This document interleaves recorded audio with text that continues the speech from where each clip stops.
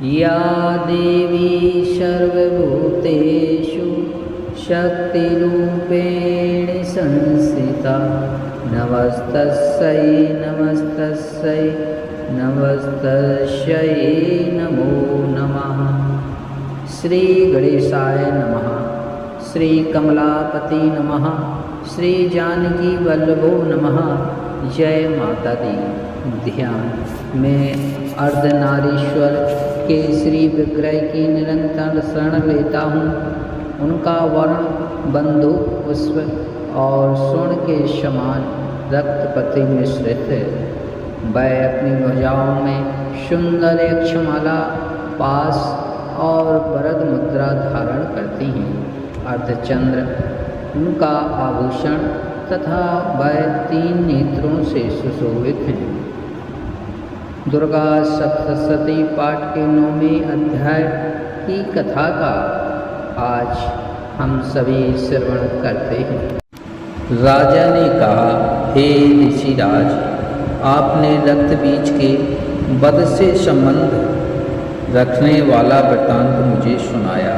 अब मैं रक्त बीज के मरने के पश्चात क्रोध में भरे हुए शुंभ व निशुंभ ने जो कर्म किया वह सुनना चाहता हूँ। महर्षि मेधा ने कहा, रक्त बीज के मारे जाने पर शुंभ और निशुंभ को बड़ा क्रोध आया और वह अपनी बहुत बड़ी सेना का इस प्रकार सर्वनाश होते देखकर निशुंभ देवी पर आक्रमण करने के लिए दौड़ा। उसके साथ बहुत से बड़े बड़े असुर देवी को मारने के लिए दौड़े और महापराक्रमी शुंभ अपनी सेना सहित चंडिका को मारने के लिए आगे बढ़ा। फिर शुंभ और निशुंभ का देवी से घोर युद्ध होने लगा और वह दोनों असुर इस प्रकार देवी पर बाण फेंकने लगे जैसे मेघों में वर्षा हो रही हो। उन दोनों के चलाए हुए बाणों को देवी ने अपने बाणों से काट डाला और अपने शस्त्रों की वर्षा से उन दोनों दैत्यों को चोट पहुंचाई। निशुंभ ने तीक्ष्ण तलवार और चमकती हुई ढाल लेकर देवी के सिंह पर आक्रमण किया। अपने वाहन को चोट पहुंची हुई देखकर देवी ने अपने क्षुरप्र नामक बाण से निशुंभ की तलवार व ढाल दोनों को ही काट डाला। तलवार और ढाल कट जाने पर निशुंभ ने देवी पर शक्ति से प्रहार किया। देवी ने अपने चक्र से उनके 2 टुकड़े कर दिए। फिर क्या था, दैत्य मारे क्रोध के जल भन गया और देवी के मारने के लिए उसकी ओर सूल फेंका, किंतु देवी ने अपने मुक्के से उसको चूर चूर कर डाला। फिर उसने देवी पर गदा से प्रहार किया। देवी ने त्रिशूल से गदा को भस्म कर डाला। इसके पश्चात वह फरसा हाथ में लेकर देवी की ओर लपका। देवी ने अपने तीखे बाणों से उसे धरती पर सुला दिया।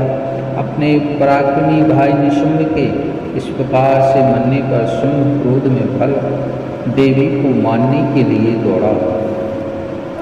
वह रथ में बैठा हुआ उत्तम आयुधों से सुशोभित अपनी 8 बड़ी भुजाओं से सारे आकाश को ढके हुए था।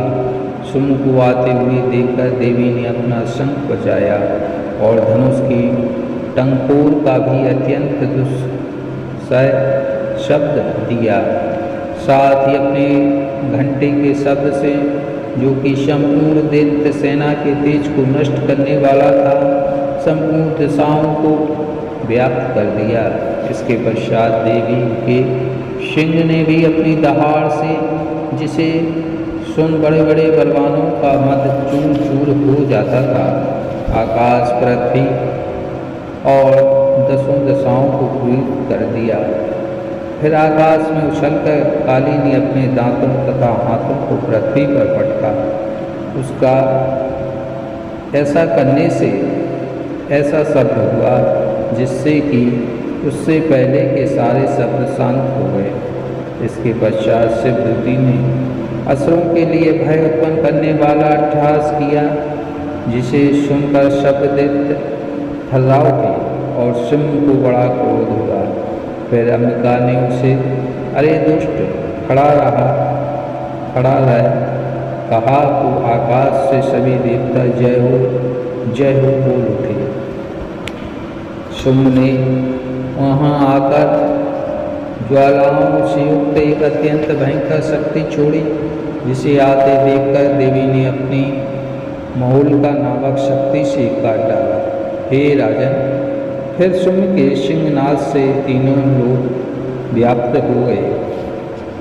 उसकी पिति ध्वनि से ऐसा घोर शब्द हुआ जिसने इससे पहले सब शब्दों को जीत लिया। शुंभ के छोड़े बाणों को देवी ने और देवी के छोड़े बाणों को शुंभ ने अपने बाणों से काट सैकड़ों व हजारों टुकड़ों में परिवर्तित कर दिया। इसके पश्चात जब चंडिका ने क्रोध में भर शुंभ को त्रिशूल से मारा तो वह मूर्छित होकर पृथ्वी पर गिर पड़ा। जब उसकी मूर्छा दूर हुई तो वह धनुष लेकर आया और अपने बाणों से उसने देवी काली और सिंह को घायल कर दिया। फिर उस राक्षस ने 10,000 भुजाएं धारण करके चक्रादि आयुधों से देवी को आच्छादित कर दिया। तब भगवती दुर्गा ने कुपित होकर बाणों से उन चक्रों का बाणों को काट डाला। यह देखकर निशुम्भ हाथ में गदा लेकर चंडिका को मारने के लिए दौड़ा। उसके आते ही देवी ने तीक्ष्ण धार वाले खड्ग से उसकी गदा को काट डाला। उसने फिर त्रिशूल हाथ में लिया। देवताओं को दुखी करने वाले निशुम्भ को त्रिशूल हाथ में लिए हुए आता देखकर चंडिका ने अपने सूल से उसकी छाती पर प्रहार किया और उसकी छाती को चीर डाला। शूल विदीर्ण हो जाने पर उसकी छाती में से एक उस जैसा ही महापराक्रमी दैत्य ठहर जा कहता हुआ निकला। उसको देखकर देवी ने बड़े जोर से ठहाका लगाया।